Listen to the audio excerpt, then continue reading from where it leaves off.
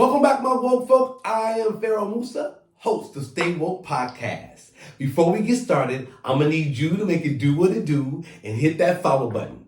Then thumb your way on over to my YouTube channel, my Stay Woke, WOQUE, and subscribe. I have 37 videos up there from climate change, viruses, and vaccines to the National Black Agenda. So go back and watch those. Amazing documentary, amazing footage, amazing information being shared. But my new series, FAFO with Pharaoh, you might fuck around and find something out, right? I made 3 distinct declarations on my last few clips. 1, everyone who joins and follow me is a global citizen. 2, colorism is dead. There's no black. There's no white, there's no brown, green, or yellow. I said what I said, colorism is dead. And my 3rd declaration, that we're one planet, one people, one human race, and that's it.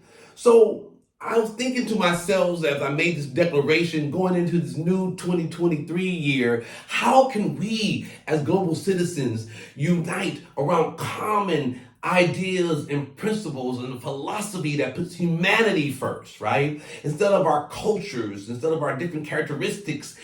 Don't get me wrong, we should all stay vested in things that matter to us historically, but we live together on the same planet, so we must find a way to unite around common principles. So I thought to myself, why not use the concept or holiday Kwanzaa? How many people are familiar with the concept Kwanzaa? If you're not, then I'm going to put you up on game. Fuck around with Pharaoh and find out. Born out of the Black Power movement of the 1960s and founded in 1966 in the U.S. by activist Dr. Maulana Karenga, a black nationalist who later became a college professor at Cal State Long Beach, created Kwanzaa in the 1960s as a way of uniting and empowering the African American to rediscover their African heritage and concretize the expression of Nguzo Saba, which is a value system organized by 7 key principles to be exercised in our communities. This was in the aftermath of the deadly Los Angeles Watts riot that took place on August 11th through August 16th in 1965.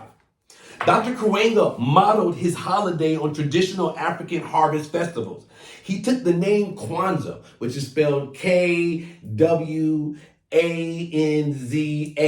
but he added an additional A on there because when he had the original festival, there were 7 kids that wanted to carry each of the letters and he didn't have enough letters for all the kids, so he added the additional A on there. But anyway, it's a key Swahili phrase called Matunda ya Kwanza.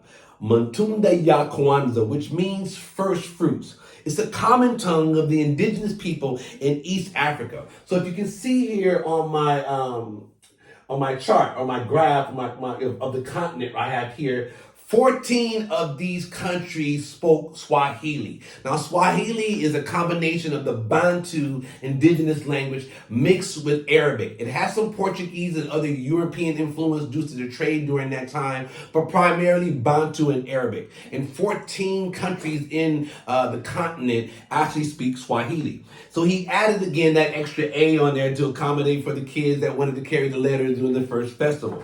Kwanzaa, which is observed December 26th, today, right, through January 1st, which is the reason why I wanted to get this information out to you right away. Because I want you to be informed and not necessarily influenced, right? So, again, December 26th to January 1st. So every day I'll be dropping a new key principle for 7 days, right? But it's modeled after his African roots, and it was observed by people of all faiths and backgrounds. Since it's not tied to any specific religion, instead, the African American and Pan-African holiday is anchored in the 7 principles, known as, again, Nguzo Saba, which aims to inspire African Americans and people to unite, to be self-determined, to be accountable in our communities, right? It doesn't give us a pass, right, because we created a holiday for ourselves. It actually asks us to be more responsible to our own people in our community. And those who are allies, those who are other global citizens who are not African Americans, this is where you have the opportunity to join in on a movement to unite us around common principles.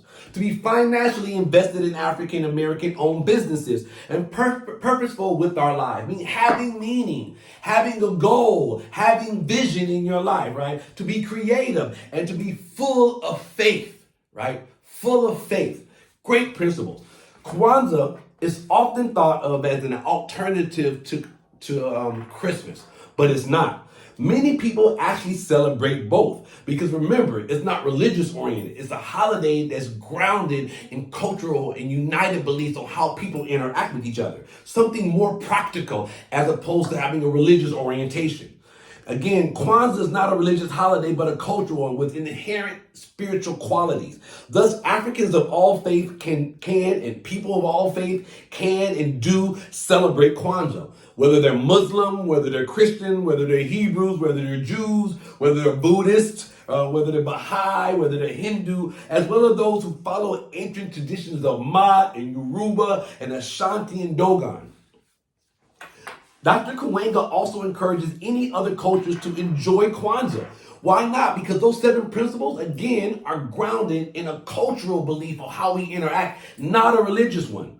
I wish to also further expand. I know some people may have difficulties, specifically other African Americans who are very familiar with the Kwanzaa holiday because it's really relegated. It was really developed. It really oriented just for African Americans to unite. But I believe as we grow in our society, there is really no key way for you to segregate yourself, develop your people, then reinsert yourself into society. We have to be able to help African Americans help ourselves while also living, socializing amongst other races. And to do that, we should ground ourselves on humanistic principles that bind us together to respect each other. And I believe Kwanzaa is a way to do so. As America becomes further and more multicultural, a national holiday that reflects its multi-geographical and ethnic population governed under the 7 principles of Kwanzaa as determined by Dr. Kwanzaa, which I will share with each of you, my global citizens, each day for the rest of the next 7 days, is required of us to coexist in America. This is what I'm saying, that you as global citizens rocking out with Pharaoh, FAFO with Pharaoh, FAFO-ing with Pharaoh, right? For us, even though we have cultural differences, to find a way to live together peacefully, it has to be predicated upon principles that unite and bind us. Kwanzaa also has 7 symbols, just to give you a little historical background, right? Mazo, which represents crops, and Mkeka, which is a mat, actually, which you sit or sleep on, and the Kinara, which I'm ordering actually all these things. My current setup is really simple right now. I got the candles, and that's kind of it. But there's more to come, more symbolic, but I'm really focusing us around the principles itself, right? They also have Muhindi, which represents corn, Kikombe, Cho, Umoja, which is the Unity cup, right? Traditionally arranged on the table around during the Kwanzaa time. So as we become more affiliated with the term Kwanzaa, and you, my global citizens, start to also integrate Kwanzaa into your normal holiday traditions and seasons with the thought that this is something that binds us together as global citizens, you'll find more unique ways to express yourself with the actual holiday. Kwanzaa encourages and educational gifts, right? Not the traditional gifts you get from Christmas where we go and spend our entire check in debt because we can't pay our bills, right? But more things that unite on a common basis. So they encourage culturally themed products, right? Cultural music, art, support of African American owned businesses or small businesses for people around us, something that binds the community together itself instead of spending money commercially with large companies that already have a lot of money. Keep it circulated into the communities of people that are actually struggling and having a hard time, right? Finally, the Obama administration issued a statement in support of Kwanzaa. He says, I quote, "We know that there is still too many Americans going through enormous challenges and trying to make ends meet. But we also know that in the spirit of unity, or Umoja, which is actually the very first principle, which I'll share with you later on, we can overcome those challenges together." Together, he didn't only mention he was African American, but he was really talking about us as Americans. Whatever descent we come from, we are in this one geographic landmass together. And we must, again, find a way to humanistically find a method for us to coexist together while also maintaining a level of independence. The Honorable Marcus Garvey, a civil rights activist and leader of the Pan-Africanism movement, which aimed to unite people of African descent globally, writes when observing Kwanzaa that the black candle symbolizes the people themselves. The 3 red candles are for the struggle and bloodshed in the past, and the 3 green candles represent earth or the abundance of possibilities and the future it holds, right? We have endless possibilities as individuals, but we are so consumed with minor and trivial things that don't really help us unite and don't truly create value. We're stuck in our own shells. Our emotions are fragile and damaged, but we are more evolved human beings, or we can be, right? But we need to find common threads, right?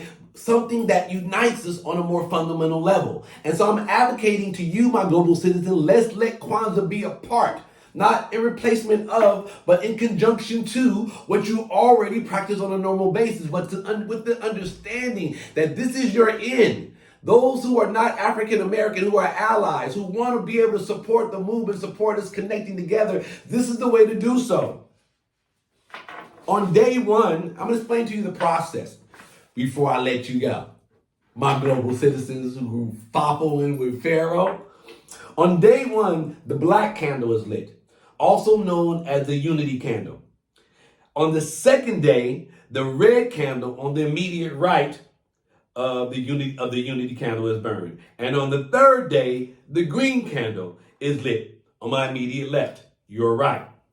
And it keeps going alternating until the 7 days expires. So my global citizens, my GCs, I want to invite each of you to join me over the next 7 days into the 2023 year and embrace the principles of Kwanzaa. So today, right now, my global citizens, my GC, let's take a light of our unity candle, Umoja. Umoja is the first principle of Kwanzaa.